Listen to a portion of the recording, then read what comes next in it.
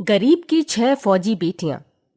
किसी गांव में मोहन नाम का गरीब किसान अपनी 6 बेटियों के साथ रहता था। वो मेहनत कर अपने बेटियों के स्कूल की फीस भरता था। एक दिन उसकी सभी बेटियां पढ़ाई कर रही थीं। तभी उसकी सबसे बड़ी बेटी मोना ने कहा, पिताजी, कल हमारे स्कूल में फैंसी ड्रेस प्रतियोगिता है और मैं फौजी बनकर जाऊंगी। मोना की बात सुनकर उससे छोटी बहन ने कहा, दीदी, फैंसी ड्रेस में क्या फौजी बनना? अगर फौजी बनना चाहती हो तो असली में बनकर दिखाओ। अच्छा, ठीक है, अब तुम लोग देखना, मैं फौजी बनकर दिखाऊंगी। अरे अरे, बन जाना फौजी, लेकिन अभी चलो, तुम सब खाना खा लो। सभी लोग खाना खाकर सो जाते हैं, लेकिन मोना जागते हुए अभी भी फौजी बनने के बारे में ही सोच रही थी। अगले दिन स्कूल में, टीचर जी, मैं बड़ी होकर फौजी बनना चाहती हूँ। क्या आप बता सकते हैं फौजी कैसे बनते हैं? अरे मोना, तुम फौजी बनकर क्या करोगी? मैं अपने देश की रक्षा करूंगी और बॉर्डर पर डटकर दुश्मनों का मुकाबला करूंगी। शाबाश, लेकिन फौजी बनना बहुत मुश्किल है। तुम्हें खूब पढ़ाई करनी होगी और रोज सुबह उठकर दौड़ लगानी होगी। ठीक है, मैं समझ गई। मोना घर आ गई। उसने अपने पिताजी से कहा, पिताजी, मुझे सुबह उठकर दौड़ लगाने के लिए जूते चाहिए।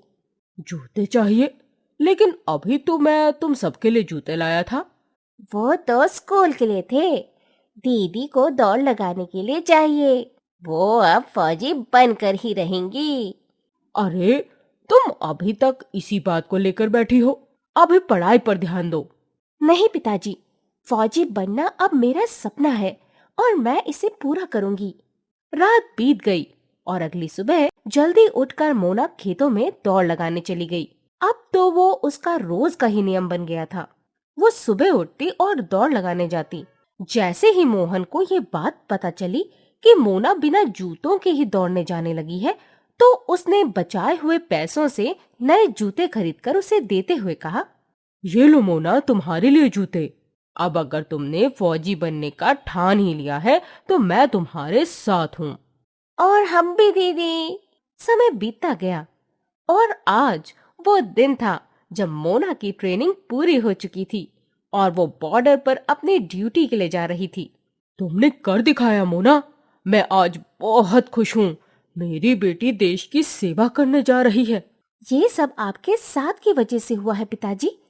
आप नहीं होते तो मैं यहाँ तक नहीं पहुँचती।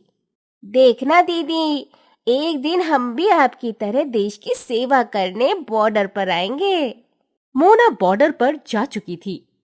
तेज बर्फबारी में अचानक से बॉर्डर पार से गोलियां चलने लगीं। सब लोग तैयार हो जाओ, दुश्मन ने हमला किया है। आदमी की बात सुनकर सभी लोग अपनी अपनी जगह पर आ गए और जवाबी हमले करने लगे। तभी दुश्मन का एक आदमी बॉर्डर के अंदर आ गया और कैंप में जाने की कोशिश करने लगा। मोना ने ये देख लिया और उसने सबको इशारा किया, मैं अंदर जा रही हूँ, आज वो मेरे हाथों मारा जाएगा। लेकिन उसके पास हथियार है, तुम अकेले नहीं जा सकती। मैं किसी और की जान खतरे में नहीं डाल सकती। अपनी टीम को बचाना मेरा फर्ज है। इतना कहकर मोना बंदूक लोड कर कैंप के अंदर चली गई। वहां दुश्मन छिपा हुआ था। उसने मोना पर गोली चला दी और मोना घायल होकर गिर पड़ी। वो आदमी बॉम्ब से लैस था। मोना के गिरते ही वो बाहर जाने लगा। मोना ने खुद को संभाला और उस आदमी पर गोली चला दी। गोली उसके सिर के आर पार हो गई और वो वहीं गिर पड़ा। मोना ने मुस्कुराते हुए अपनी आंखें बंद कर लीं। कल रात बॉर्डर पर हुए हमले में हमारे जवानों को बचाने में मोना शहीद हो गई। देश उसकी कुर्बानी का कर्जदार रहेगा। मोना, तुमने कर दिखाया, तुम फौजी बन गई। पिताजी, हम भी दीदी की तरह ही फौजी बनकर देश की सेवा करेंगे। जरूर।